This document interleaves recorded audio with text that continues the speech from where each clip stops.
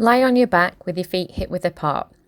For the pink ribbon modified Pilates, which is for osteoporosis and osteoporosis safety, we don't tilt the pelvis back like we do in a normal bridge. So from here, I'm just lifting the hips straight up off the floor, little squeeze through the bum cheeks, and I'm only lifting as high as the rib cage. Moving on the exhale, breath in at the top, exhale, lower the hips back down. So we can start to increase this, and what I'm doing now is pushing through the floor, through my knee into the foot. And as I push through the floor through one leg, that increases the activity in that hip, which means I might be able to lift the heel or even the full leg on the opposite side. The idea is trying to keep the hips nice and level and maintain that height in the bridge.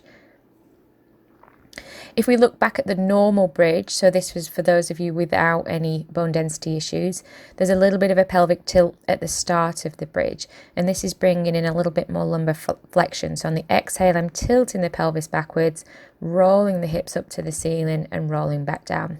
The breathing pattern's the same, but again, I repeat, this one is for those of you without any bone density issues. So whether you're using the straight lift or the pelvic tilt, this idea of pushing down into the floor on the working leg is the same. We can add a block or a book into this to make it a little bit more challenging. So what I'm doing here now on that left side, as I lift into the bridge, I'm pushing down through that left foot, through the knee, into the book or into the block as if I'm making a hole in the floor. That's giving me more work on that left side, and again I can start to lift and lower the opposite leg. Breathing out to lift, breathing in to lower. And you can repeat this on both sides, and you're trying to keep those hips nice and level.